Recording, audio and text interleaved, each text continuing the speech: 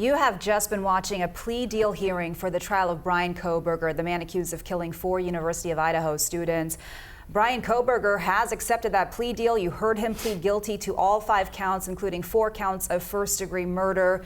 The judge accepted the plea. We also just found out moments ago that sentencing will take place on Wednesday, July 23rd at 9 a.m.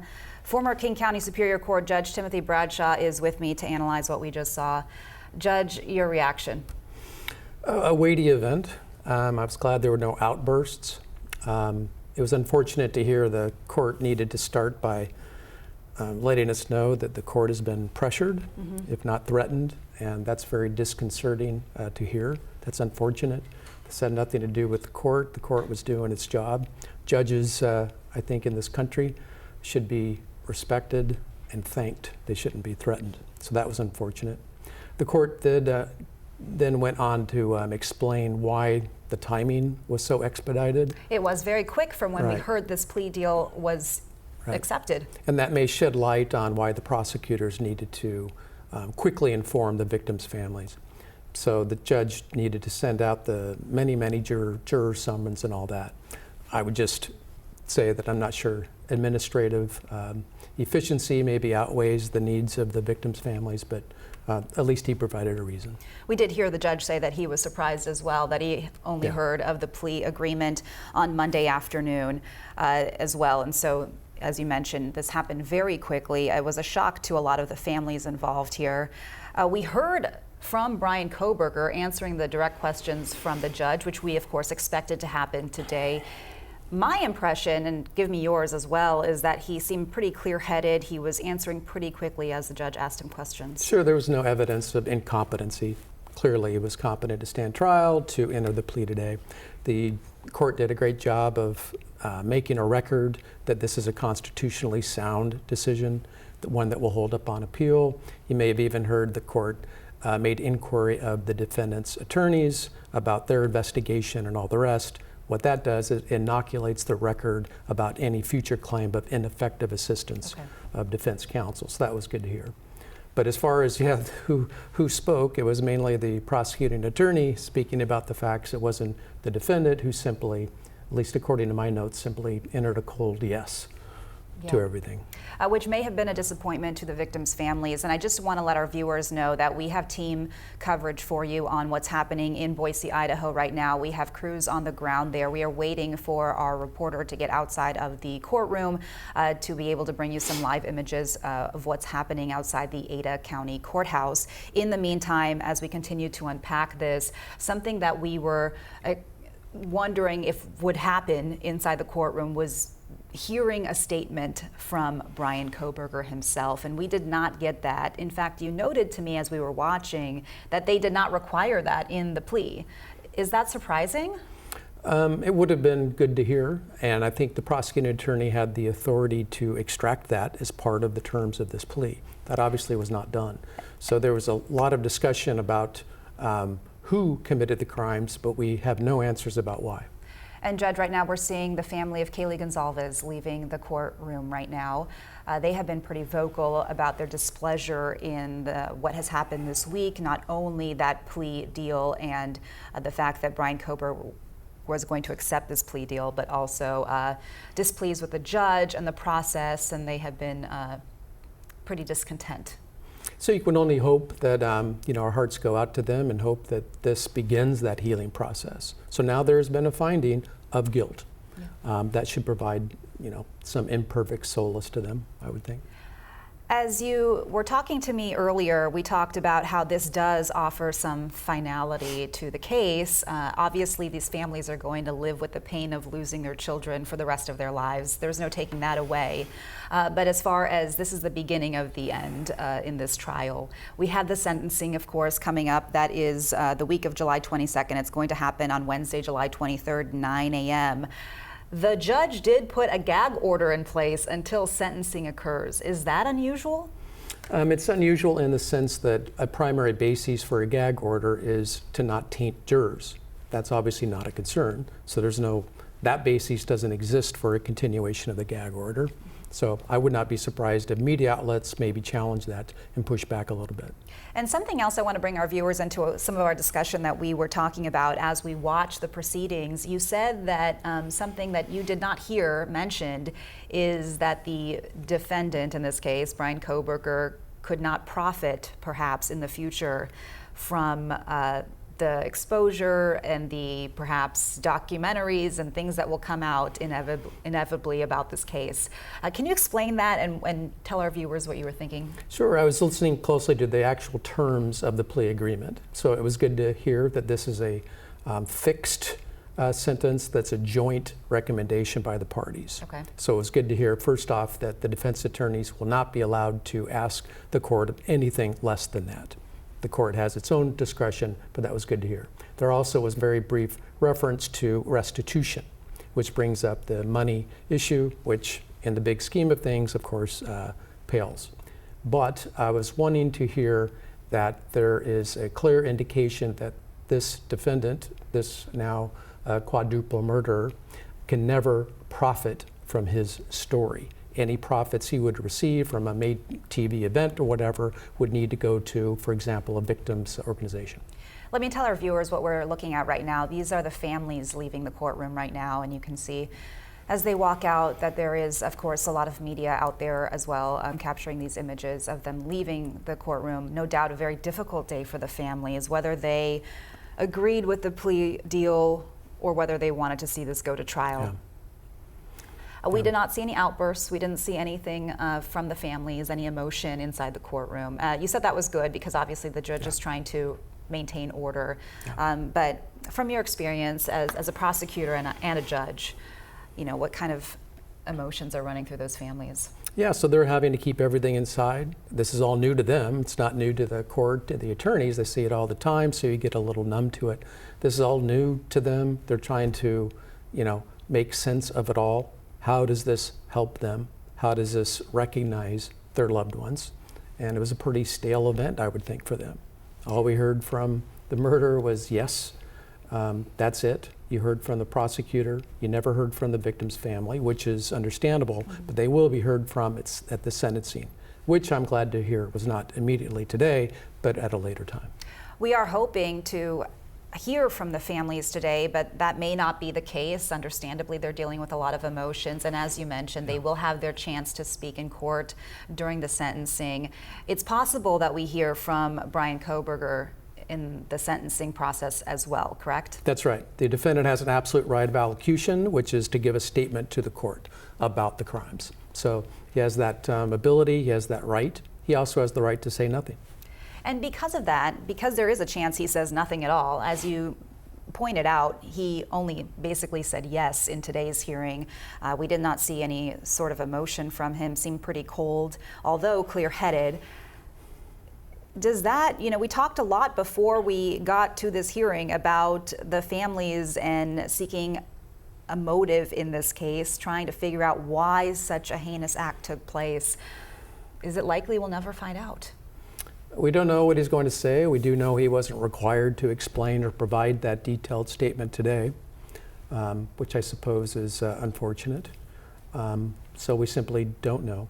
We heard the prosecuting attorney give a forensic summary of the case, which is unusual. We don't do that in the state of Washington by and large. And that was when he was just laying out all of the facts in the case, right? Yeah, but that focused, of course, on identity of the perpetrator. Didn't focus on the intent, the motive, the whys. So you had the who, but you don't have the why. And I bet you that's the main thing that the families want to know. Absolutely. Walk us through what we will also see in the sentencing. You said we will hear from the victims' families. We potentially could hear from Kohberger. What else happens during that? Right. So there'll be a presentation by the plaintiff here in the state of Idaho. So that presentation is sort of up to them, how they wish to proceed. I know in cases that I've handled, we could do a video presentation of the life of these victims to provide that sort of airing and recognition. That could be in addition to the statements by the families, who have an absolute right to make a statement. Whether the form of that is letting everyone know the persons who were snuffed out Yeah. versus their displeasure or agreement with the sentence, we don't know. It's not unheard of to have victims' families be compelled by the moment to seek out the defendant. So there are additional security concerns, that's for sure. So that's the presentation side from the prosecuting attorney. It can take that form. There'll be, legalities, of course, restating the elements of the crime and what the potential punishment and maximum sentences are. I'm sure they'll remind the court that this is a joint recommendation for a fixed life term, which means no possibility of parole. We did not see Bryan Kohberger the moment where he left the courtroom. What is happening with him at this moment? He's likely meeting with his attorneys. They're probably explaining to him exactly what happened and what he can expect from here on out. Is he in handcuffs? That's up to the court detail, of course, but obviously if he's ever near the public at all, that would be a measure that seems reasonable. Okay. And obviously we're waiting for our reporter to just get outside the courtroom, and we're going to touch base with him here in just a moment. But if you are just joining us, we have just been looking inside the courtroom at the Ada County Courthouse where that hearing took place for Bryan Kohberger. Kohberger accepting a plea deal. We heard him plead guilty to 5 counts. Let's get now to King 5 reporter Jim Nelson outside the courtroom. Jim, you were inside. Tell us what you saw, what you heard, and what it was like.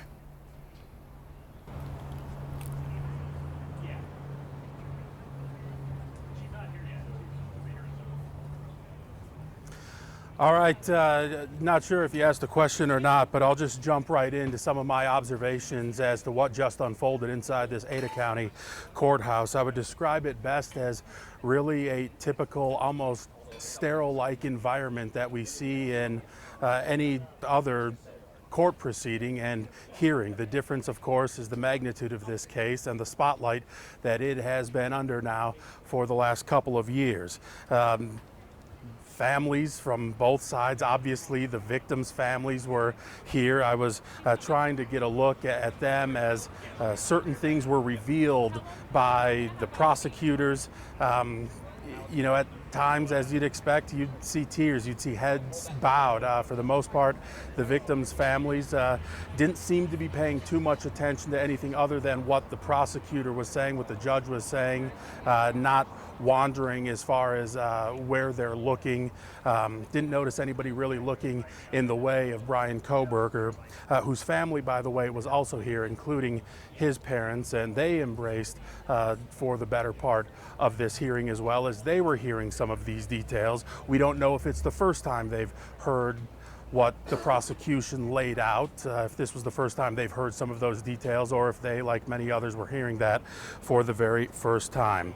Again, very procedure-like.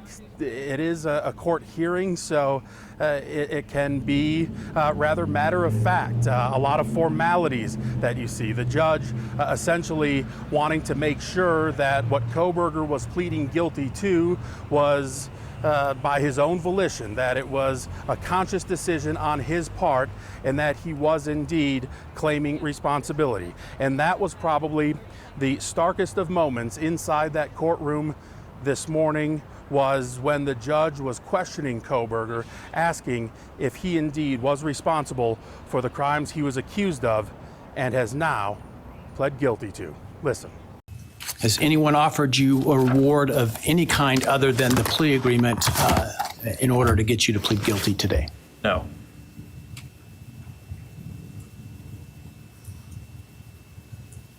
Are you pleading guilty because you are guilty? Yes. So there you have it, that very direct question. Are you pleading guilty because you are guilty? And you heard Kohberger's response, a very matter-of-fact and direct response. Yes. For so long, the last couple of years, there was that qualifying word, alleged killer, alleged murderer.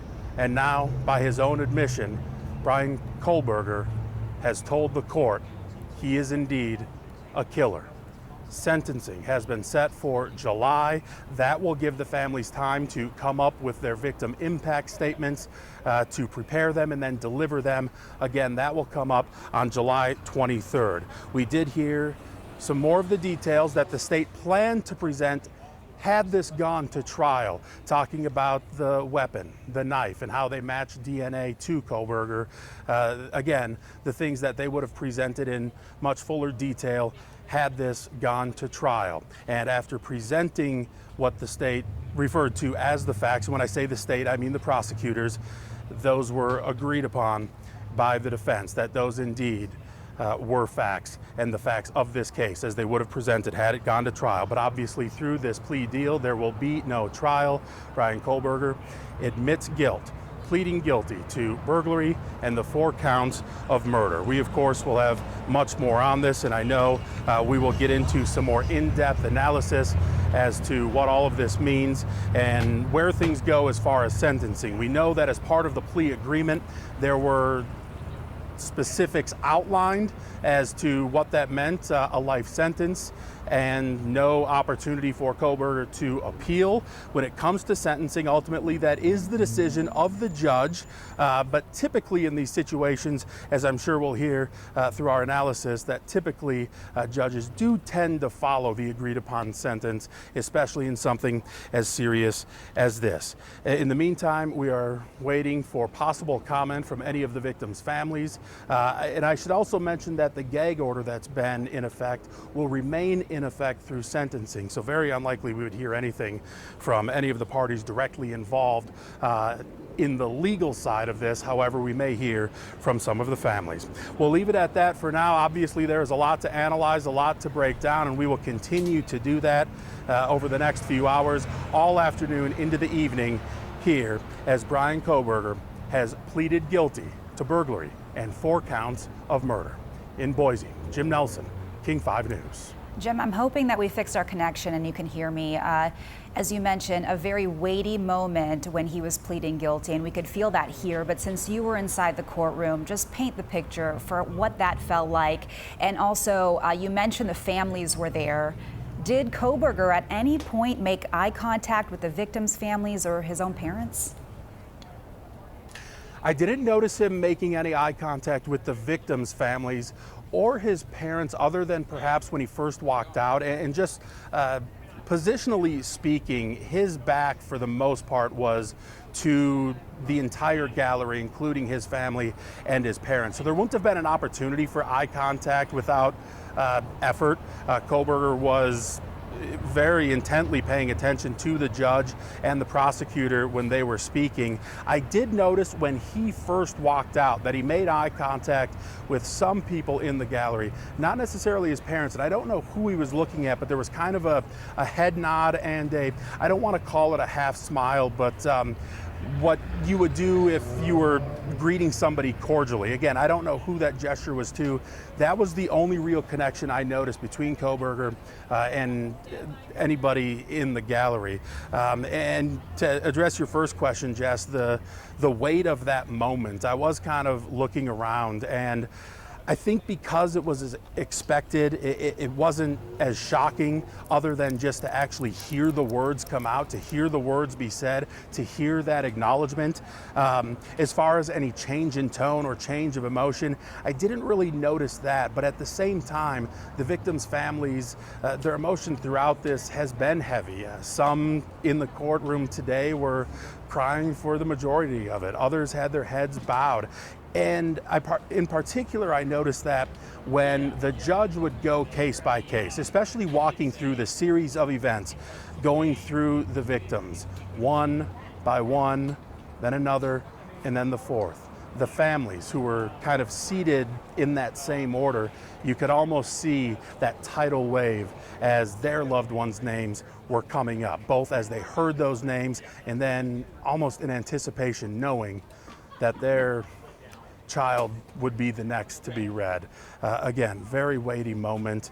And look, there will be words thrown around: justice, closure, finality. It's so hard to think that any of that will be found. And we've gotten some of that through the families and the conversations and some of their statements that that's not necessarily something they'll be feeling.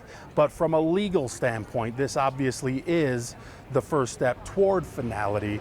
There will still be the sentencing before the case is officially closed, and it will be closed after that point, again, because as part of the agreement, there can be no appeals. So come July 23rd, assuming sentencing does not run over or is not rescheduled, that will be the end of this case. But the end of this ordeal, the end of this tragedy, will likely never come for those families. Yeah, you rightfully point that out because it was so difficult to even just watch the proceedings. I can only imagine what it was like for those families. There must be so many emotions running through them right now. Jim, do you have any sense of if we will hear from those families? Are they still there? We saw them walking out of the courtroom, but are they still nearby, near the courthouse? You know, we don't know because as part of the instructions from the deputies inside the courtroom was to have media remain seated while the families were escorted out. So they got a head start. I don't know exactly if they were led outside. I know sometimes in these proceedings they may be led to another room in the courthouse where maybe prosecutors may want to talk things over or have a brief Q&A just to answer any questions they may have about what's next. But we didn't get any indication as to what the exact process would be in this particular case. That's just based on some of the other high-profile court cases I've covered in the past. I have not seen the family out here, but again, they did have a head start on the media that was inside the courtroom. Jim Nelson reporting live for us from Boise, Idaho. We really appreciate your insight. Thank you for that coverage from inside the courtroom for us this morning. We'll be checking in with you throughout the day as we do continue our coverage. I want to turn back now to you, Judge, and just get some more of your insight as to not only what is happening in these very moments, but also what happens next. Yeah, I thought Mr. Nelson had some great observations. One was that the defendant's family, parents were there as well, which sometimes you can forget about, right? Yeah, I was wondering, we haven't seen too much of them in all of this press coverage. Yeah, I mean, that's what happens with violence, right? The ripple effect can be endless. So it's not just the four families, you know, it's a fifth that their lives have obviously been affected as well, so that was a really good thing to hear. I also liked how he mentioned, you know, there was finally an acknowledgement of the truth of guilt. Yeah. So our system operates on the sufficiency of evidence. So it's related to an establishment of truth, but it's not that ambitious. So it just makes me think, was justice done? Is justice being done? Well, what does justice entail? What makes up this, you know, weighty word? Yeah. It caught my attention that the defendant was studying criminal justice, so I wonder how he would answer that. But with justice, so what does that word exactly mean? Part of it is an acknowledgement of truth. Part of it is punishment. Part of it is to show our civil nature, that we're a product of reasonableness and rational creatures who can address even the worst thing that humans do to one another. So it's always imperfect. Yeah. Let's just hope today maybe some strides there were done. As you mentioned, hopefully just some forward movement for those families in whatever direction they're going, because as a reporter, as a journalist, we've seen a lot of these cases, and as a judge, you have seen many more, and there is a sense sometimes that you feel like this is just a procedural event and you can be a little bit far removed, but boy, you could feel the weight in that courtroom. These young lives that were taken, just 21 and 20 years old, and in any parent, it's their worst nightmare. And so to have that start to the finality of this, at least the legal proceedings, must have been a huge relief in certain ways. There must have been, like you said, so many different emotions, anger, the fact that they may not really feel like they're getting justice, all of that wrapped into one. What did you feel when we were watching that? Because you have watched so many of these in the courtroom. My feeling was to feel for everyone there because it's such a hard thing. It really is. You know, we start with the victims' families as we should, but everyone has a role in that proceeding. Mm-hmm. So, you know, what are the jail personnel? What are they doing? You know, they're doing their job. Yeah. So they're maintaining peace, and they're trying not to get in the way of anybody. What are the attorneys doing? The defense attorneys are doing their job.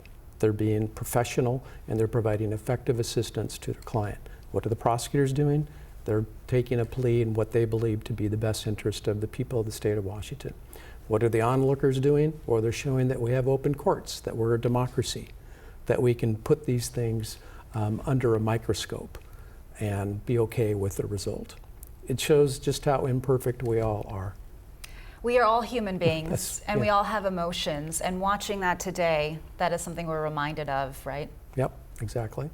I was, you know, keenly interested in, of course, what the defendant was going to say or what he was required to say, which wasn't a lot. So he only was required to address the bare legal elements of the charged offense. And so all we heard was a yes and no, so that leaves us, I would say, wanting. That is true. We did not hear much from him, just simply a yes on occasion.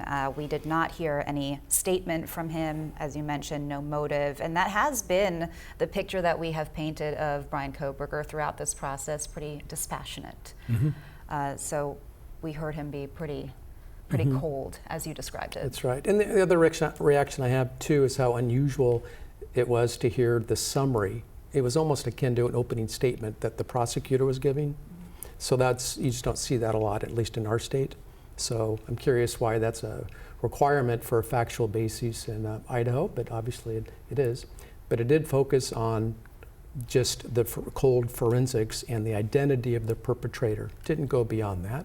I think one time the prosecutor offered that he was not alleging intent as to the killing of all victims. So I'm hoping I misheard that, but that struck a false note. Something else you said was unusual was that the gag order is in place through sentencing, correct? Yeah, and I didn't hear any reason for it. So to, I guess, protect the scope of the sentencing hearing would be it. We just have a few more minutes, Judge, and I want to ask you about this being such a high-profile case. There was so much interest around the nation, and then we heard of this plea deal on Monday, and it was a shock to so many. Mm-hmm. Not only the families, of course, but everyone covering this trial. There is going to be a lot of media interest in that sentencing hearing as well. What does that look like? Yeah, so that'll be drama-filled. It'll be emotion-filled, obviously. Legally, there is that thing to remember that the court has discretion to go below the joint recommendation of a maximum sentence. Okay. Frankly, I would view that as unlikely, but that's up to the court. But because of that, I think both sides need to make, particularly the prosecuting attorney needs to make its case why the maximum indeed would reflect the adequate punishment in this case. Is there any scenario where the judge would really give a lesser sentence given the set of facts and what we've seen and the media interest here? We haven't heard everything that'll be presented, but based on what we heard today, one wouldn't think so. But that's not my decision, that's this judge's, and this judge has that discretion. So obviously that'll be a key component of that presentation.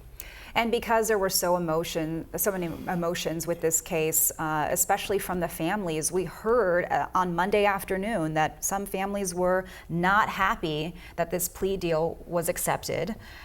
We also heard, and I'm not saying that the families are part of this, but we did hear that there were phone calls to the judge and to the courthouse asking him to influence this in some sort of way. Is that unusual? Has that ever happened to you? Yes, it has happened, unfortunately, and it's not proper, and it's misplaced, and that shouldn't happen. Yeah. It's pure and simple. So this was not a decision of the judge, of the court. This was a decision of the parties who reached an agreement to present to the court. So there should be no tolerance for that type of thing. Judge, I want to give you the final word. We just have a few more seconds. Just your final parting thoughts as our viewers are watching. Well, of course, the main factor that makes this so interesting this week is, whether capital punishment ought to have remained on the table. Yeah. That's what, sort of the headliner, I would suggest. So did we get the answer to that today? No one addressed it. Will we get the answer to that at sentencing? I don't think the prosecutor needs to justify that, but I think that'll be hanging over that proceeding. Okay. Judge, I appreciate you being with us this morning and giving us your insights. My pleasure. We will be following the story for you throughout the day. Joyce Taylor has special coverage live from Boise starting at 4 o'clock this afternoon right here on King 5 News and King 5 Plus. Thank you for being with us. And as we take a look here at the victims, their pictures. Kaylee Gonzalez, Madison Mogan, Zaina Kernodle, Ethan Chapin, just 21 and 20 years old. Again, we will have continuing coverage for you on King 5 and King 5 Plus. Thanks for watching.